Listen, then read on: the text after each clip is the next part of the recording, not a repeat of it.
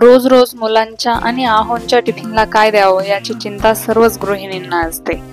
म्हणूनच आज एक रेसिपी घेऊन आली जी अगदी झटपट बनते आणि साधी सोपी पण आहे, जिच्यासाठी फार पूर्वतयारी करण्याची गरज पडत नाही आणि अगदी टिफिनलाच नाही तर लंच डिनर साठीही ही भाजी आपण बनवू शकतो। ती म्हणजे कुरडईची भाजी। ही भाजी आपण चपाती सोबत, ज्वारीच्या किंवा बाजरीच्या भाकरी सोबत पण खाऊ शकतो। नमस्कार, मी ललिता आपल्या सर्वांचं स्वागत करते कुकिंग विथ ललिता नंदाळे या खानदेशी कुकिंग चॅनल मध्ये। चला तर मग रेसिपी सुरू करूया। सर्वात आधी एक बाउल घ्यायचा, त्यात पाणी घालून घ्यायचं। आता पाण्यात कुरडई घालून घ्यायची। मी इथे छोट्या आकाराच्या 7 ते 8 कुरडया घेतलेल्या आहेत। त्या पाण्यात भिजत घालायच्या। सर्व कुरडया पाण्यात व्यवस्थित भिजतील एवढं पाणी भांड्यात घालून घ्यायचं आहे। कुरडई भिजत नसतील तर अजून पाणी घालून घ्यायचे आहे। जर तुम्हाला घाई असेल आणि भाजी झटपट बनवायची असेल तर पाणी थोडं गरम करून घ्यायचं आणि त्यात कुरडई भिजायला ठेवायच्या। किंवा कुकिंग सुरू करण्याआधी 20 ते 25 मिनिट कुरडई थंड पाण्यात भिजत ठेवायच्या। झाकण ठेवून बाउल बाजूला ठेवू आणि भाजीची तयारी करायला घेऊया। त्यासाठी एक मीडियम साईजचा कांदा बारीक कट करून घ्यायचा आहे। या भाजीमध्ये काही जण टोमॅटोचा पण वापर करतात।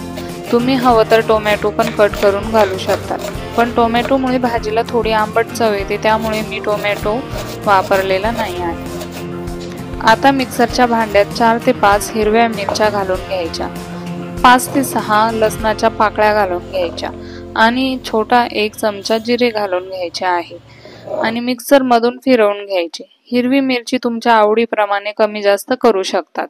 आता एका कढाईमध्ये तेल घालून घ्यायचे आहे। तेल गरम होऊ द्यायचे। त्यात 1 छोटा चमचा मोहरी घालून घ्यायची। मोहरी चांगली तडतडून घ्यायची आहे। त्यानंतर 8 ते 10 कढीपत्त्याची पानं घालून घ्यायची आहेत। मिक्सर मधून फिरवलेला हिरव्या मिरचीचा ठेचा घालून घ्यायचा आणि सर्व जिन्नस चांगलं परतवून घ्यायचे। मिरचीचा ठेचा चांगला खरपूस परतला गेला पाहिजे, म्हणजे मिरचीचा कच्चेपणा निघून जातो।